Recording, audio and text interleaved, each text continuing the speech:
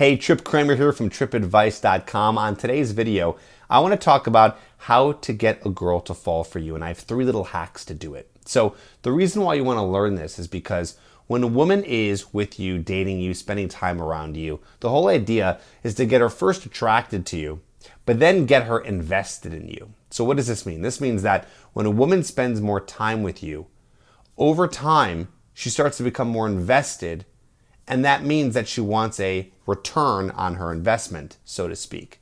So the more she spends time with you, the more she's going to want to spend more time with you, assuming you don't do anything to turn her off. So it's really important that you learn some different ways to get her more invested so that you can build the kind of relationship that you're looking for. So if you're looking for a casual relationship, or especially if you're looking for a relationship that is long-term, then you need to understand what makes her interested.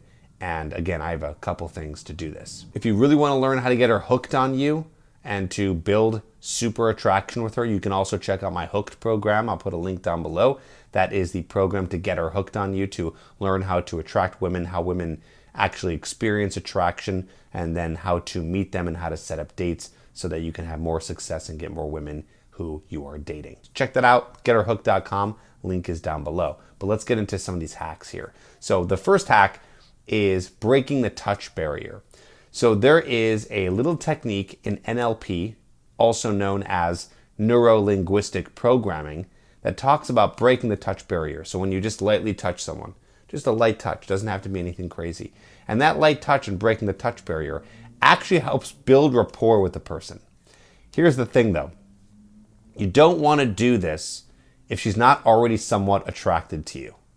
Because if you touch her and she's not really attracted to you, it's going to turn her off and push her in the opposite direction. So don't think, oh, you know what? She's not really interested in me, and Trip told me I got to touch her to get her to like me, so I better touch her now. It doesn't work like that.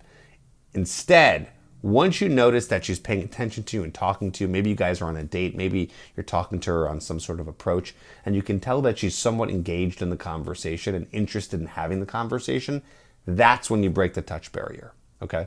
And the way that you're going to do this is just by exclaiming something or making some sort of statement on literally anything. So one I like to do is maybe say to her, oh, you know what, I forgot to tell you something.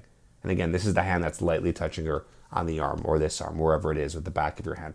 Oh, you know what, I forgot to tell you something.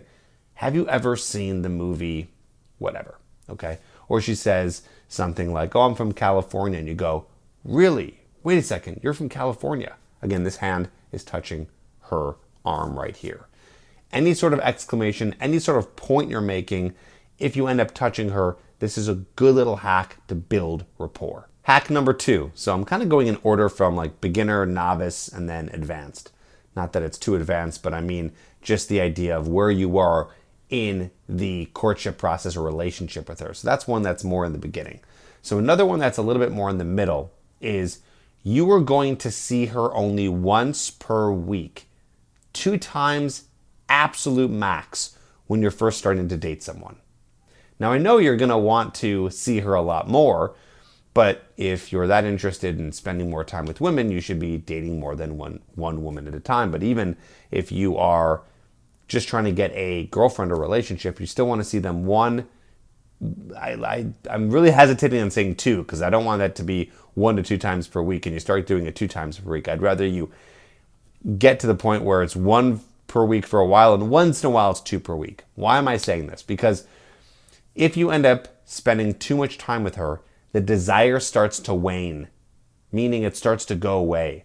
You don't want to spend too much time with her because then if you do, it doesn't give her the opportunity to chase you.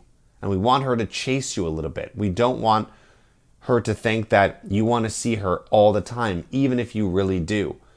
So you want to make sure that you're staying busy, you're doing your hobbies and activities and your work and hanging out with your friends, working on your goals, on personal development, whatever it may be, and you're seeing her once, twice a week maximum. Again, this is going to make her fall for you more because every time you guys get together, it's going to be that much more special. And when you guys are apart, it's going to make her miss you. And you might think, Trip, if I only see her once a week, she's going to be with that other guy that wants to see her 2 to 3 times per week. She might, but that means that you were not able to do the things that you needed to do to get her attracted and that one time that you guys spent time together. So you got to make sure that when you guys spend time with each other on that once per week date, that you are building attraction and getting her really into you. One way to do that is if you guys are sleeping together, this is going to make her much more invested in you and like you a lot. And if you always have a date on the books, you should be good, which leads to my next hack. This one is hard for people to swallow here, but gotta give it to you. When you're texting a woman, you only want to be texting her to meet for logistics. Anything else that you text has to be something that is somewhat building value. And you only want to do that like once in the middle of the week after plans are set up. And maybe you're sending her like a picture of like a good meal that you're eating or a picture of something interesting you're doing, usually like some sort of PG picture that can show her what you're up to, because that's going to make her a little bit more curious and interested about you. But besides that, my main point here in this third hack is only be texting her to set up a date. That way, she's always confirmed for the date. She's not like, oh, does he like me? Does he not like me? What's going on? This was the way that you're going to lead the relationship. So the less that you text her, the more she's going to chase you, the more intrigue is going to be built, the more mystery is going to be built, and she's going to want to see you and then be excited to see you when she does on that 1 to 2 times per week meeting or date. And the women that stick around here, the ones that really like you, they're going to fall for you so hard.